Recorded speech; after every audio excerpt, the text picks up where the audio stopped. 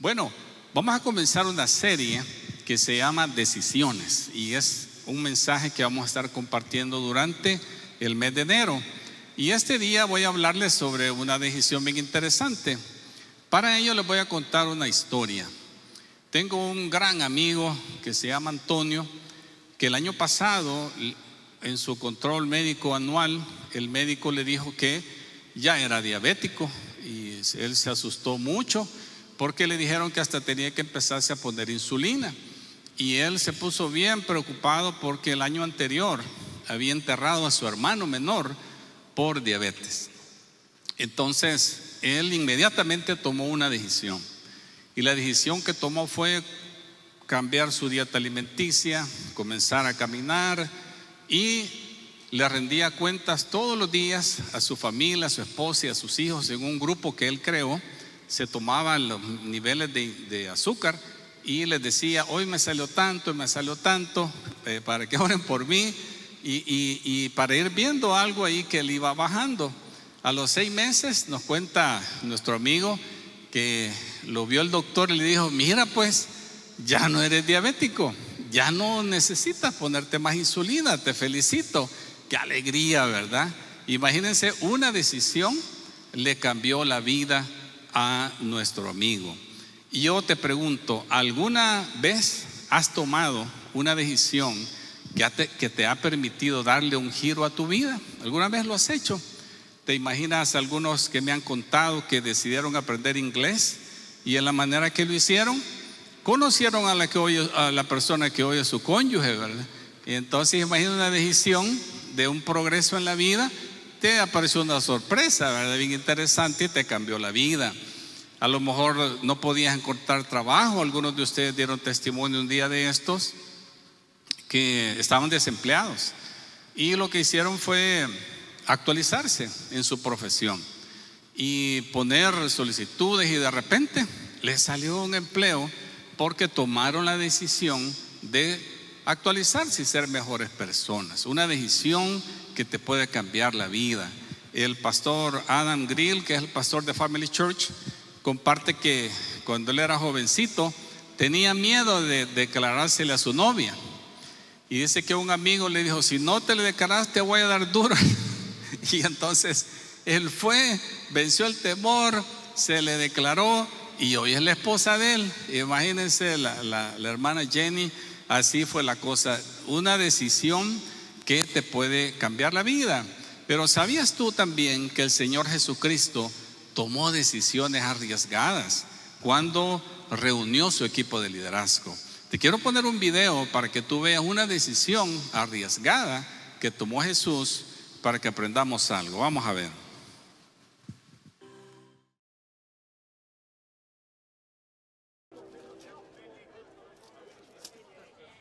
¿Viste las carreras partianas ayer? Darío corrió como gacela. Los judíos no van a las carreras. Tu viejo amigo Simón manejaba las tablas de pesaje. No somos amigos. ¿Siguiente? De acuerdo, bien. Si no fuiste a las carreras, entonces, ¿te quedaste en casa? Fui a ver a mi madre. Eso me desanimaría también. Te pregunto, ¿cuándo vas a darle nietos? No pregunto eso. Pensaba que tus padres no te hablaban. Necesitaba hacerles unas preguntas. La madre de un hijo con tu talento debería estar orgullosa. La vergüenza que usa el talento que Dios me dio en contra de él. Siguiente. Eres bueno en algo. Encontraste cómo hacer dinero con eso. Es simple. Debe ser bonito vivir en un mundo tan simple. Vivimos en el mismo mundo, Mateo. Siguiente. ¿Qué más puedes hacer con una mente como la tuya?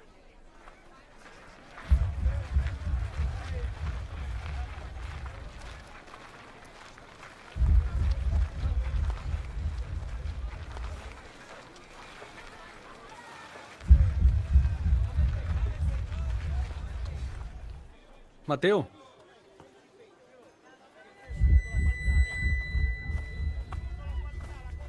Mateo, hijo de Alfeo.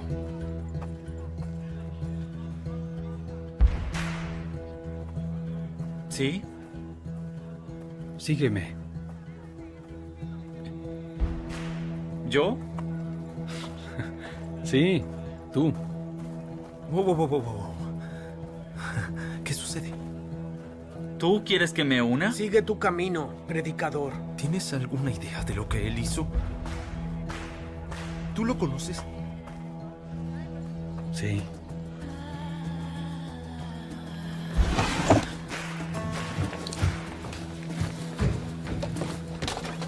Oye, te dije que...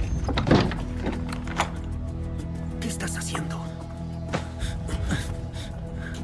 ¿A dónde crees que vas? Gaius, déjame ir. ¿Perdiste la razón? Tienes dinero. Quinto te protege. Ningún judío vive como tú. ¿Vas a dejar todo eso? Sí.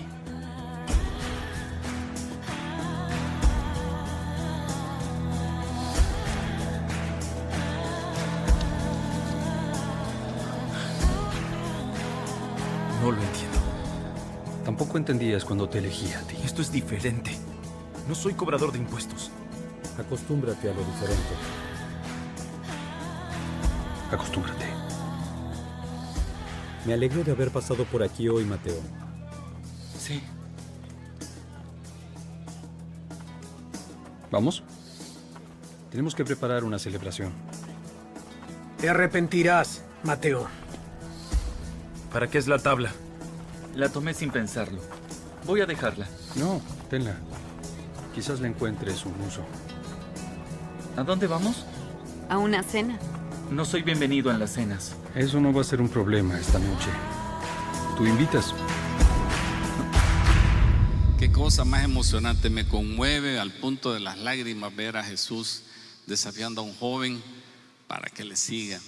Porque era una decisión arriesgada para Jesús llamar a esta persona. El joven Mateo está haciendo su trabajo, que es recaudar impuestos para el Imperio Romano. Y el Imperio Romano sometía a todos los pueblos a través de la guerra y los obligaba después a enviar dinero al imperio. Esto enojaba mucho a las personas y especialmente a los judíos, que siempre habían sido bien nacionalistas y soñaban con que Dios restaurara otra vez el reino de David.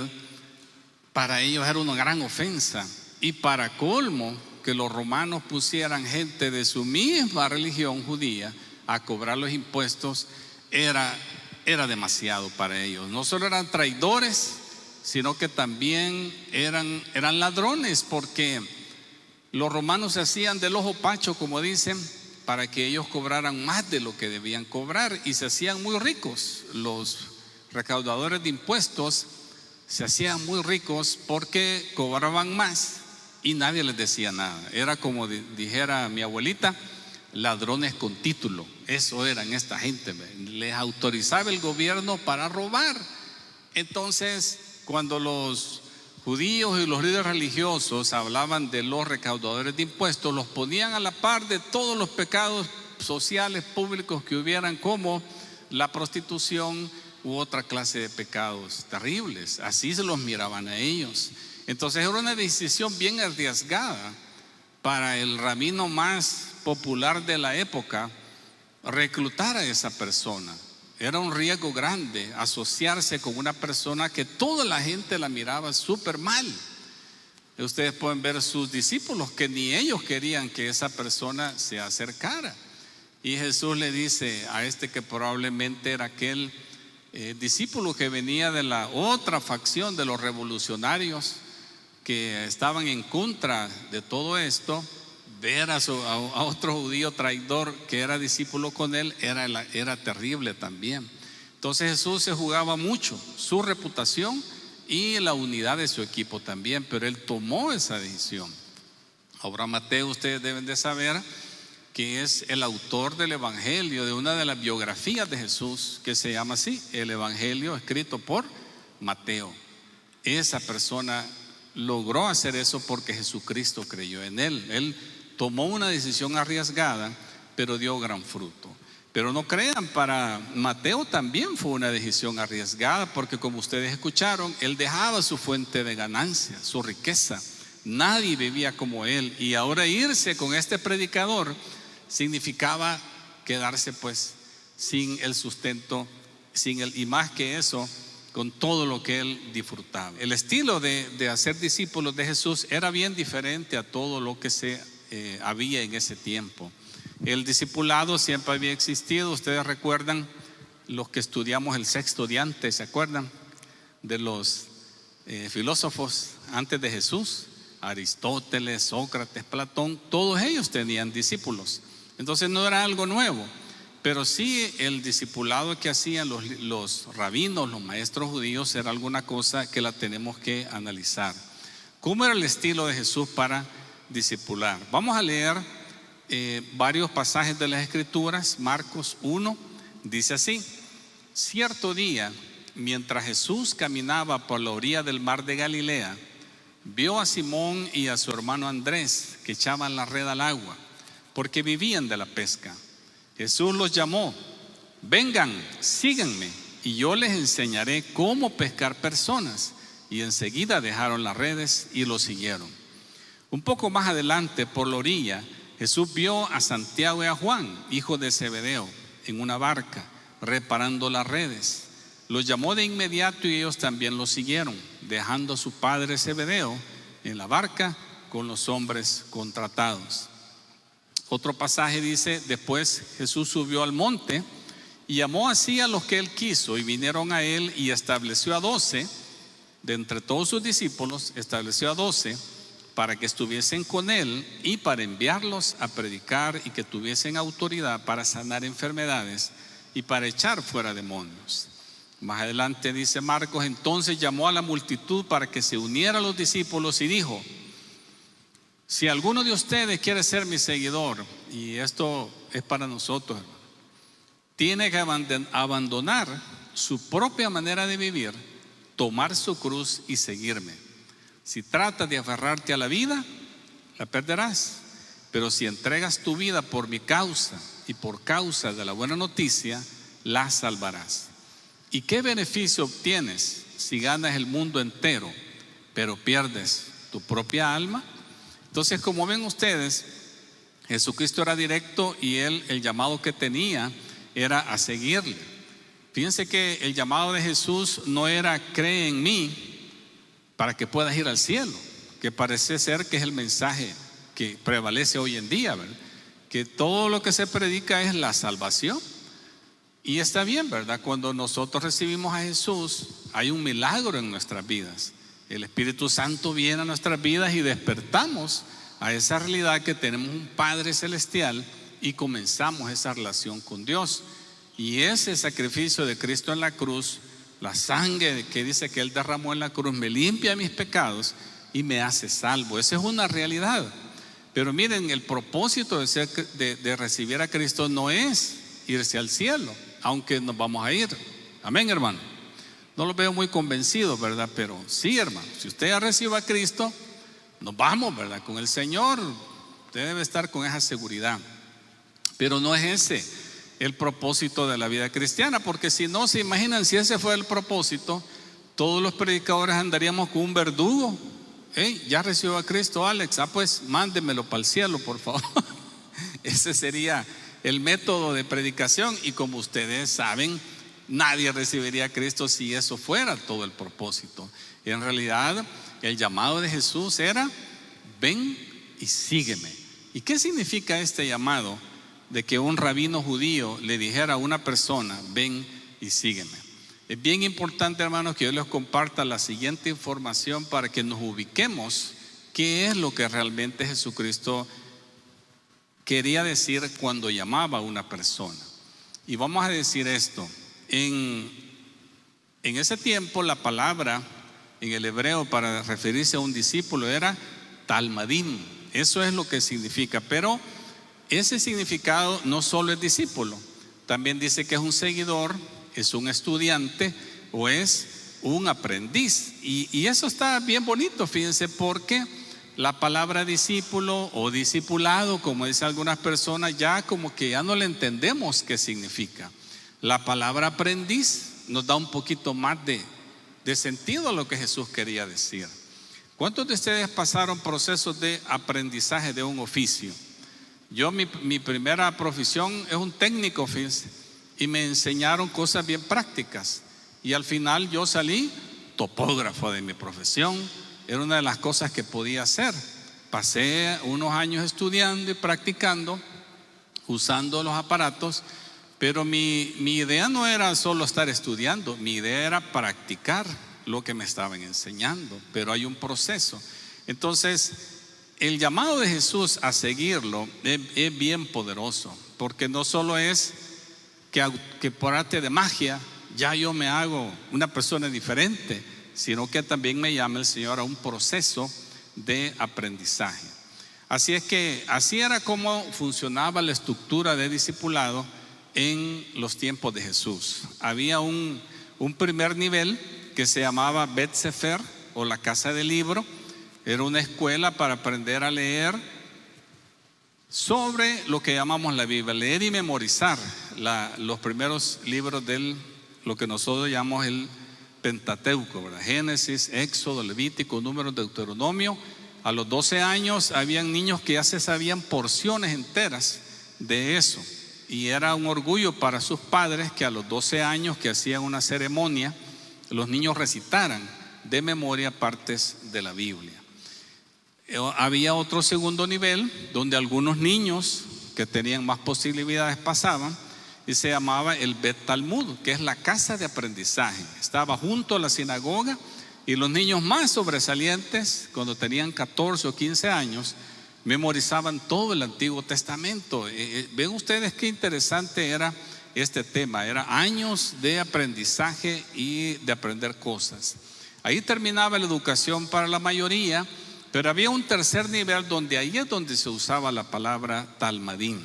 Era lo mejor de lo mejor de lo mejor, entraba a ese nivel.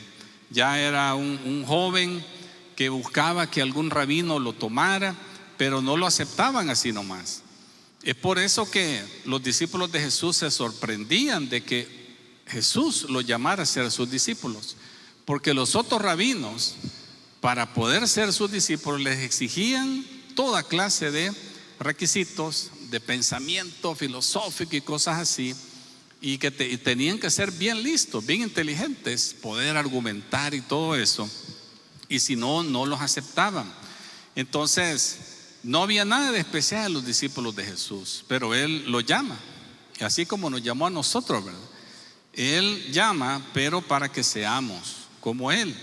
Al final de todo ese proceso, los rabinos, cuando ya miraban a su aprendiz, que sabía todo lo que Él le había enseñado, porque era 24/7 la enseñanza, se iban a vivir los discípulos en el lugar donde vivía su maestro, comían con Él, andaban con Él, Él iba adelante, a veces iba hablando y los discípulos iban oyendo atrás, y hasta ellos sentían que era una bendición que el polvo del maestro les cayera a ellos. Hasta hay unas ideas así, de que era una bendición que el polvo del maestro le cayera al discípulo. Esa era la clase de discipulado del que estamos hablando, o del que Jesús se refería. Entonces, hay 3 metas entonces del discípulo en ese entonces. La primera era estar con su maestro, como lo que les acabo de decir, 24/7, esa es la primera meta.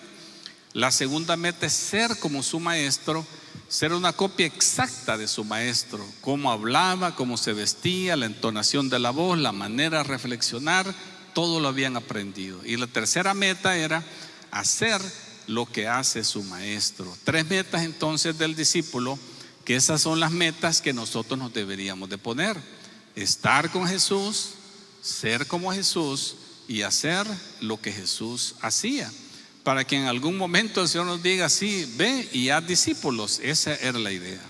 Este día me quiero enfocar en la meta número 1, de estar con Jesús. Esa meta es estar con Jesús cada momento de la vida. Ahí comienza el discipulado, cuando tú y yo aprendemos a estar con el Señor. Para ello tenemos que cambiar mucho nuestra mente. Me gusta el video que le dice el romano: pero ¿te das cuenta todo lo que estás dejando? Y él dice: sí, porque para estar con Jesús tienes que dejar algo, siempre. Para darle prioridad a Jesús tienes que dejar algo. El discipulado no comienza con el hacer, y pónganme mucha atención. El discipulado comienza con el ser, es con estar con Jesús. Por eso cuando ve Jesús a aquella mujer que se llamaba Marta, bien afanada, haciendo toda la logística para la reunión, y a la hermana que se llamaba María, o poniendo atención en el mensaje, él dice: María ha escogido la mejor parte. ¿Están escuchando ustedes? Pero ¿cómo? Y solo está oyendo. Ahí es donde nuestra mente tiene que cambiar, ¿verdad? Darle valor a las cosas, a las verdaderas cosas que le tenemos que dar valor, como es estar con el Señor. Y eso pues se remonta a lo que Jesús dice en Juan 15, que dice: los que permanecen en mí y yo en ellos producirán mucho fruto, porque separados de mí no pueden hacer nada. Ese es un constante mensaje que necesitamos nosotros vivir, que no podemos hacer nada si no invertimos tiempo con el Señor. Recuerden cómo Jesús dice, cuando ustedes leen la vida de Jesús, dice que de repente no lo encontraban y lo andaban buscando, y cuando lo hallaban estaba orando. O dice que muy temprano de mañana, cuando estaba oscuro y nadie lo molestaba, él se iba, dice, para estar solo, en silencio, y escuchar y hablar con su Padre. Entonces, esa idea de estar siempre conectándonos a la fuente, y ahí comienza el discipulado, y esas son las cosas que le tenemos que dar nosotros valor. Dirigir, o quizás redirigir siempre nuestras mentes constantemente hacia el Señor. ¿Me están escuchando, hermanos? Eso es la base del discipulado. Cuando tú estás siempre tratando de que tu mente vuelva otra vez al Señor. Por eso es que ponemos música cuando vamos manejando, o la ponemos en el carro, o vamos pues tratando de volver otra vez a esa parte cuando el Señor se manifestó en nosotros. Entonces, ¿qué hacía Jesús para conectarse con el Padre? El silencio y el retiro era una cosa. Esto siempre les enfatizo, hermanos. Usted puede buscar esto, son hábitos diarios, ¿verdad? Y usted dirá: pero viera que es ruido en mi casa, no tengo un lugar donde hacerlo. Sí se puede. Mire, puede meterse a una bodega, a un baño, puede salir a caminar a un parque. Por cierto, no ande siempre audífonos escuchando música o lo que sea, porque Dios te quiere hablar. Amén. Dios te quiere hablar, y si tú estás siempre con algo oyendo, no vas a escuchar la voz de Dios. La idea es que estés en silencio en algún lugar donde Dios te pueda hablar. La oración es otra cosa que tenemos que buscar diariamente. El ayuno. Les recuerdo que los jueves es el día de ayuno en la Iglesia Transformación, hermano. Lo establecimos hace un año y se lo recuerdo. Yo tengo mi alarma ahí de acordarme siempre en la madrugada de que ese día de ayuno, el día jueves. Entonces, es bien importante, hermanos, esto del ayuno, porque es una cosa que le ayuda a uno realmente en la vida cristiana. Leer la Biblia. El año pasado estuvimos con algunos de ustedes, ¿verdad?, en la aventura de leer la vida de Jesús una vez al mes. Lo leímos 5 veces, gloria a Dios. Hoy vamos a ver qué hacemos para este año. Mañana les mando la invitación, hermanos, de seguir leyendo las otras partes de la Escritura. Entonces, hacer esas cosas, escúchame bien, si tú haces esas cosas o las quieres hacer, eso significa que quieres permanecer con Jesús. Significa volver a conectarse con Dios en cada momento. Porque mira, hay una pregunta bien importante que te quiero hacer. En los próximos 10 o 20 años, ¿tú crees que te vas a parecer más a Jesús? ¿Crees tú que de aquí a 10 o 20 años el Señor te da vida, verdad?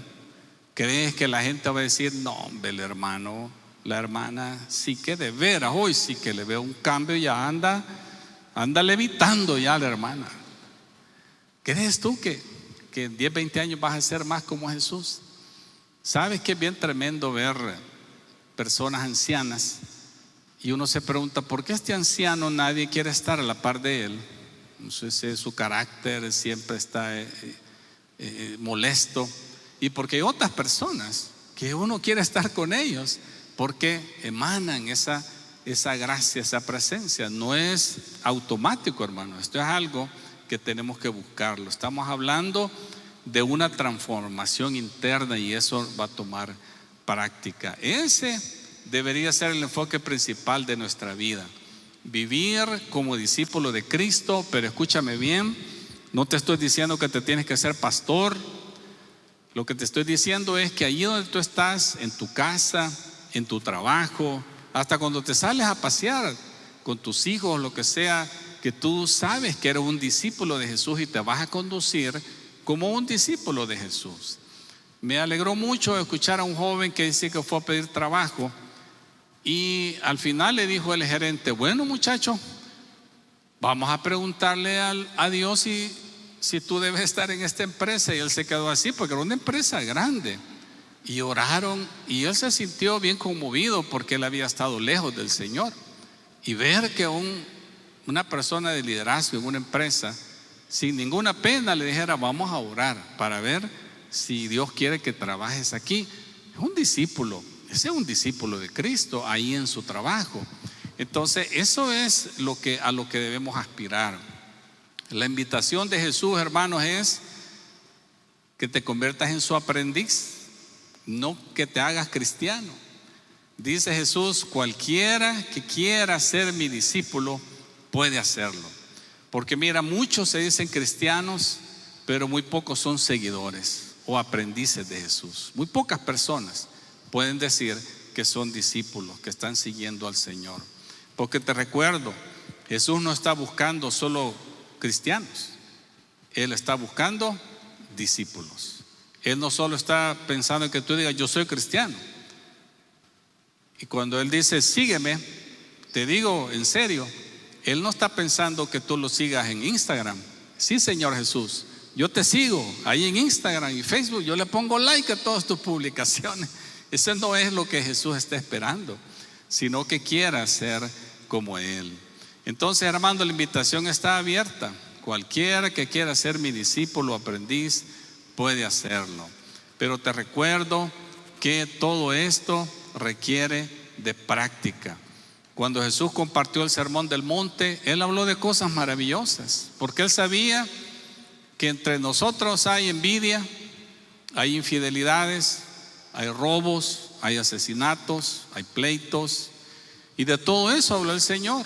Hay afanes, hay adoración a otras cosas que no son Dios, y de todo eso en el sermón del monte el Señor Jesús compartió y dijo al final que los que oyen y practican esto tienen un fundamento firme. Pero ¿qué te parece? Cuando el Señor dice que te va a dar la paz que sobrepasa todo entendimiento, ¿tú la tienes? ¿Cómo obtienes esa paz? ¿Crees que sí, verdad? No me tengo que preocupar porque el Señor dice que no me preocupe. Y entonces te pones así: no me debo preocupar, no me debo preocupar. Pero de repente viene la preocupación y pierdes todo el control. Entonces, ¿cómo se hace esto? ¿Cómo se logra? No tienes la paz porque no eres la clase de persona que disfruta de la paz. ¿Cómo así? Te voy a poner un ejemplo. Imagínate que tú estás con sobrepeso, en el límite de la diabetes, padeces de los pulmones y quieres ir a correr 21 kilómetros, porque hoy está de moda las carreras. Es que mis amigos corren, yo quiero ir. Y entonces te pones los tenis y así, sin más ni ejercicio, te metes a la carrera y corres todo, te esfuerzas todo lo que puedes. No, pero antes vas a la iglesia y dices: hermano, ore por mí para que el Señor me ayude. Bueno, y te ungen, te profetizan y todo, ¿verdad? Pero ¿qué te va a pasar? 2, 3 cuadras y vas a caer ahí, ¿verdad? Todo que no puedes ya. Y en la ambulancia y todo te van a llevar ahí. Por más que te hayan orado, profetizado, no. ¿Por qué? Porque no eres la clase de persona que corre 21 kilómetros. No lo eres todavía, pero lo puedes llegar a hacer. ¿Me estás escuchando? No te estoy descalificando. Solo te quiero decir que tú lo puedes lograr. Todo lo que necesitas es tener una forma de aprender a hacerlo que te unas a un grupo, que haya una persona que conozca más que tú y te diga, mira, no hombre, esos zapatos no son, por eso te duelen las rodillas.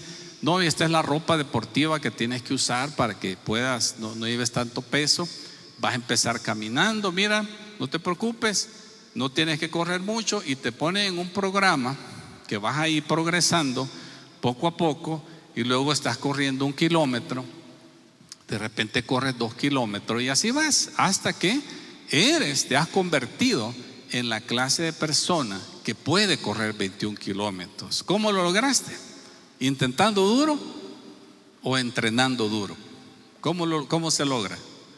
Entrenando duro. Entonces eso es, hermanos, y esa es la visión de Iglesia Transformación. Aquí estamos hablando que estamos en un lugar donde todos nos hemos puesto a querer entrenar duro, a saber cómo puedo ser yo esa clase de persona que cuando pasen los años la gente diga, gloria a Dios, cómo ha cambiado esta persona, de veras que se parece a Jesús. Al solo verlo es una persona muy especial. Entonces va a ser difícil, amén. Todo es difícil, todo es difícil. Yo cuando corremos, ¿verdad? Y a veces se corre con dificultad y uno siente ganas de tirar la toalla, fíjense. Pero uno dice, no, tengo que seguir.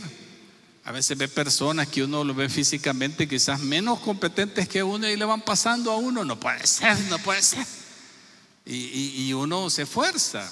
No es fácil, hermanos, terminar la carrera, pero lo vamos a lograr, amén. Todos estamos inscritos en este programa y todos lo vamos a lograr.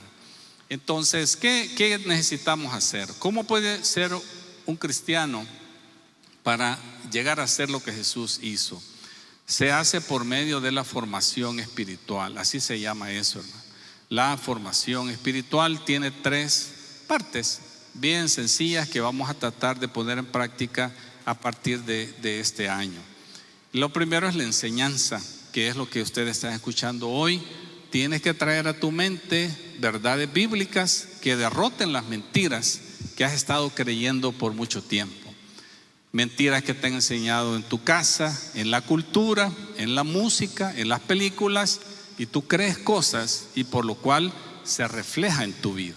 Necesitas una enseñanza, pero por supuesto que saber no hace que las personas cambien. Y si no, pues es como cuando usted va al nutricionista, ¿verdad? Y el nutricionista lo pone a dieta uno y uno lo mira a él y él con sobrepeso, ¿verdad? Entonces él sabe bien todo lo que hay que hacer, pero no lo hace y sabe mucho más que nosotros. Entonces, ¿cómo se hace para que lo que tú conoces lo practiques?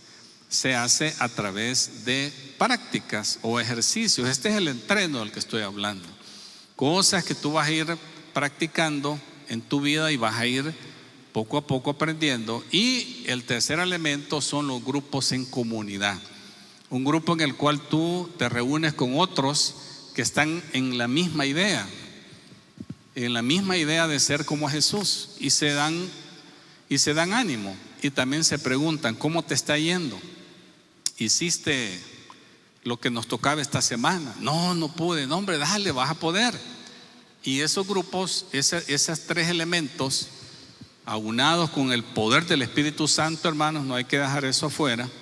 Y a través del tiempo y acompañándonos en el sufrimiento, porque esta es la noticia que les tengo, hermano, todos vamos a sufrir. Amén. Qué predicador, vea. No está diciendo todos vamos a ser felices, vea. Todos vamos a sufrir, hermano. Eso es parte de la vida.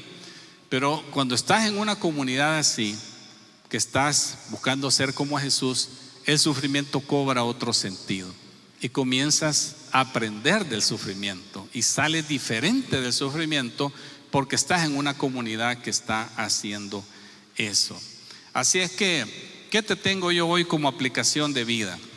La aplicación de vida que yo te tengo hoy es, hermano, amigo, toma la decisión más importante de tu vida y conviértete en un discípulo de Jesús. Toma esa decisión. Y la invitación es para todos. Aunque tengas 40 años de ir a la iglesia o de haber recibido a Cristo, pero quizás no eres un discípulo. Estás acostumbrado a ir a la iglesia, pero no eres un discípulo.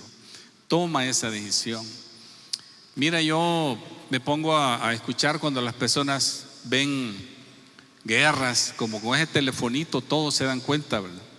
Tragedias, atrocidades que suceden en el mundo, y la gente dice, es que ya va a venir el Señor, dice. ¿Y qué significa eso? Que así es, y que no tenemos que hacer nada, y que yo no tengo que hacer nada. No es así. No es que vas a esperar sin hacer nada. Lo que debemos hacer es convertirnos en aprendices de Jesús. No importa lo terrible que se ponga la vida, no importa cuál sea la etapa de tu vida, todos podemos convertirnos en aprendices de discípulos de Jesús. Amén. Todos, escúchame, todos podemos crecer y madurar hasta convertirnos en personas que vivimos con las prioridades de Jesús en nuestras vidas. Todos podemos ser usados. Escucha bien, Dios te puede usar para que extiendas su reino aquí en la tierra. Puedes ver lo que Dios está haciendo en tu vida, en la iglesia, en la ciudad. Yo te invito a que tomes esa decisión. Vamos a orar. Inclina tu rostro y vamos a orar. Padre, gracias, Dios poderoso. Gracias porque nos invitas a la reflexión. Nos invitas, Señor, a poderte buscar y ser diferentes. Estoy seguro que el Señor ha hablado a tu corazón. ¿Qué tal si le abres tu vida a Jesús y le dices: Señor Jesucristo, este día yo te entrego mi corazón, te pido que entres a mi vida, que me transformes? Pídele perdón de tus pecados y ten la seguridad que el sacrificio de Cristo en la cruz es suficiente para darte este día la salvación y la entrada al reino de Dios. Te felicito, espero que nos visites en Iglesia Transformación. Que Dios te bendiga. Te invito a que nos acompañes a nuestras celebraciones dominicales, siempre a las 10 de la mañana, aquí en Hacienda de los Miranda, en Antiguo Cuscatlán. Llégate a las 9:30 para disfrutar de un cafecito con pan y un tiempo de convivio con los hermanos de Iglesia Transformación. Te esperamos. Que Dios te bendiga.